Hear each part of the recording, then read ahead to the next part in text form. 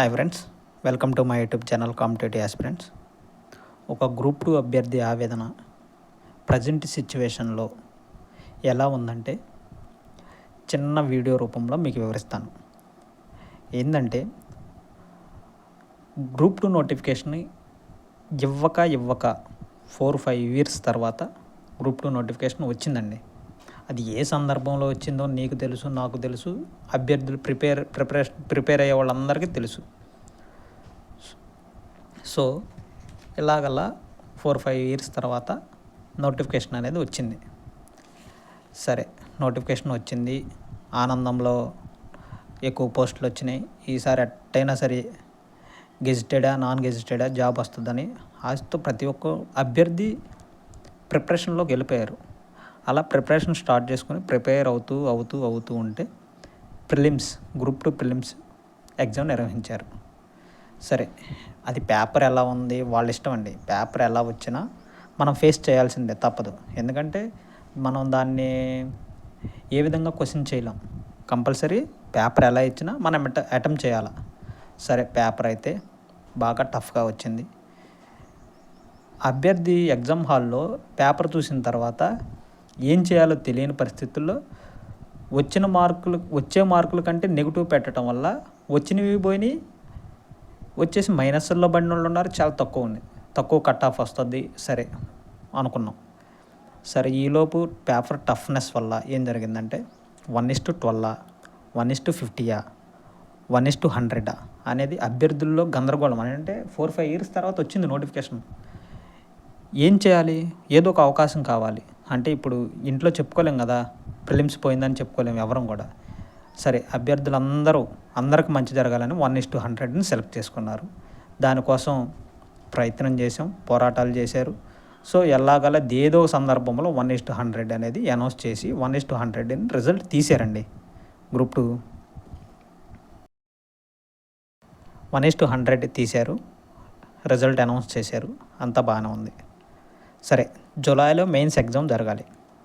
So election ఉండటం వల్ల exam అనేది గవర్నమెంట్ పోస్ట్పోన్ చేసింది.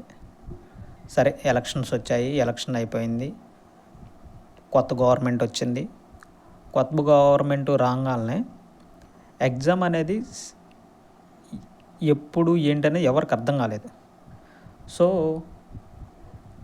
మళ్ళీ గవర్నమెంట్ దగ్గరికి వెళ్ళి పోస్ట్పోన్ 1 అండి. ఫస్ట్ టైం సెప్టెంబర్, అక్టోబర్లో పోస్ట్పోన్ 1 చేశారు.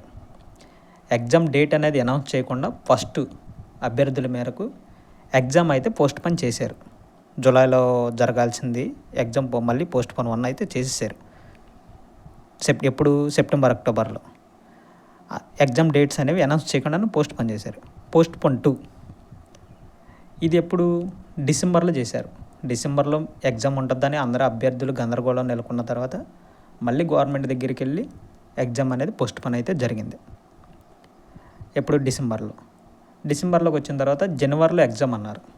జనవరిలో ఎగ్జామ్ అన్న తర్వాత పోస్ట్పోన్ 3 అన్నమాట. ఇది మళ్ళీ జనవరిలో కాదు, కొంచెం టైం ఇవ్వండి అని చెప్పేసి మనం రిక్వెస్ట్ చేసుకోవడం వల్ల ఎలాగోలా మళ్ళీ పోస్ట్పోన్ అయితే చేసి ఫిబ్రవరి 23 ఫైనల్ అన్నట్టుగా చెప్పేశారు. ఈలోపు మన అభ్యర్థులు ఇంతకుముందు కేసులు వేసిన సంగతి ప్రతి గ్రూప్ 2 అభ్యర్థికి తెలియదండి. వాస్తవంగా కొంతమందికి మాత్రమే తెలుసు. సరే, ఫిబ్రవరిలో రోస్టర్స్ మిస్టేక్స్ ఉన్నాయి అని చెప్పేసి తెర మీదకి వచ్చింది. అయితే ఇది అందరికీ ఎప్పుడు తెలిసిందంటే ఫిబ్రవరిలో తెలిసింది రోస్టర్ మిస్టేక్స్ ఉన్నాయి అనే సంగతి తెలిసింది. అయితే అభ్యర్థులు రోస్టర్ మిస్టేక్స్ ఉంటే నోటిఫికేషన్ ముందుకెళ్ళదు, క్యాన్సిల్ అయ్యే ఛాన్సెస్ ఎక్కువ ఉంటాయి అని చెప్పేసి రోస్టర్ మిస్టేక్స్ సరిచేసి మెయిన్స్ ఎగ్జామ్ పెట్టండి అని కోరుకున్నారు. కానీ అది కుదరలేదు. ఎగ్జామ్ అయితే కండక్ట్ చేసేసారు. ఎంతమంది అభ్యర్థులు ధర్నాలు కానీ అవి చేసినా కానీ ఉపయోగం లేకుండా పోయింది. సరే, వీలైనంత మంది వెళ్ళి ఎగ్జామ్ అయితే 92-93% ఎగ్జామ్ అయితే అటెండ్ అయ్యారు. ఇది గ్రూప్ 2 జరిగింది. ఎగ్జామ్ వరకు జరిగిన సిచ్యువేషన్ ఇది. ఆఫ్టర్ ఎగ్జామ్ తర్వాత కోర్టు కేసెస్ ఒకటి, కట్ ఆఫ్ అని ఒకళ్ళు, రీనోటిఫికేషన్ అని కొంతమంది, రీమైన్స్ అని కొంతమంది, నోటిఫికేషన్ క్యాన్సిల్ అని కొంతమంది, రిజల్ట్ కావాలని కొంతమంది. సో అభ్యర్థుల్లోనే ఐక్యత లేకపోవటం వల్ల ఎవరైనా ఎవరి స్వార్థం వారు చూసుకుంటారు, కాదంటలేదు. కానీ రోస్టర్ మిస్టేక్స్ ఉంటే మనకి ఇంతకుముందు ఉన్న జడ్జిమెంట్స్ ప్రకారం అయితే క్యాన్సిల్ అయ్యే ఛాన్సెస్ ఎక్కువ ఉన్నాయి అని మన అభ్యర్థులు అంటున్నారు. కానీ ఒక అభ్యర్థి బాధ ఏంటంటే, ఒక నోటిఫికేషన్ ఫిల్ చేయడానికి గవర్నమెంట్ ఎందుకు ఇంత ఇబ్బంది పడుతుంది? వయసు మీద పడుతుంది, తల్లిదండ్రులు చూసుకోవాల్సిన టైంలో నోటిఫికేషన్స్ కోసం చూసి అభ్యర్థులు ఎవరైనా సరే నోటిఫికేషన్ వచ్చిన ఆనందంలో ఉంటారు తప్ప రోస్టర్ మిస్టేక్స్ తప్పిస్తారని ఎవరు ఫైండ్ అవుట్ చేస్తామండి? అసలు ఎవరన్నా ఆలోచిస్తామా? సరే, తప్పులు ఉండయో లేవో తెలియదు, సరే తప్పులు ఉన్నాయి అని చెప్పేసి ఎవరో అభ్యర్థులు వేశారు. ఆ కేసును అప్పుడే ఫైనల్ చేసినట్టయితే ఈరోజు నిరుద్యోగులు ఇంత డైనమోలో ఉండాల్సిన అవసరం ఉండేది కాదు. సరే, ఏదేమైనా సరే గ్రూప్ 2 అభ్యర్థులు ఈ కేసు అయితే కొంతకాలం వేచి ఉండాల్సిందేనండి. ఎందుకంటే కోర్టు పరిధిలోకి వెళ్ళిన తర్వాత మన చేతుల్లో ఏముండదు కాబట్టి కోర్టు తీర్పుకు లోబడి అందరం వేచి ఉండాల్సిందే. ఈలోపు రిజల్ట్ ఇస్తారు ఎవరు అనేది ఎవరూ చెప్పలేము.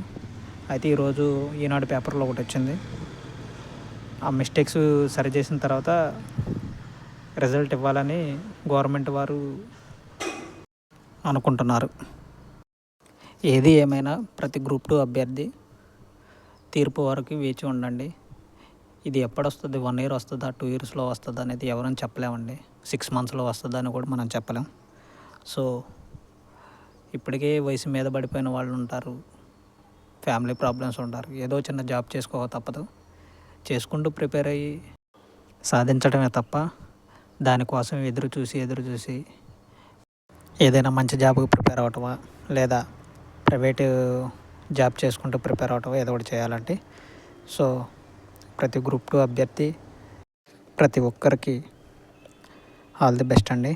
మంచిగా వేరే జాబ్ ప్రిపేర్ అవ్వండి, లేదా ప్రైవేట్ జాబ్ చేస్తా ఇదే గ్రూప్ 2 ప్రిపేర్ అవ్వాలని మనస్ఫూర్తిగా కోరుకుంటున్నాను. Anyway, thank you. నిన్నైతే జిఆర్డీ వారు కౌంటర్ ఫైల్ చేశారండి. అది అప్డేట్ ఇంకా రాలేదు బయటికి, ఎటువంటి అఫిడవిట్ వచ్చినాక అప్డేట్ ఇస్తానండి. Thank you.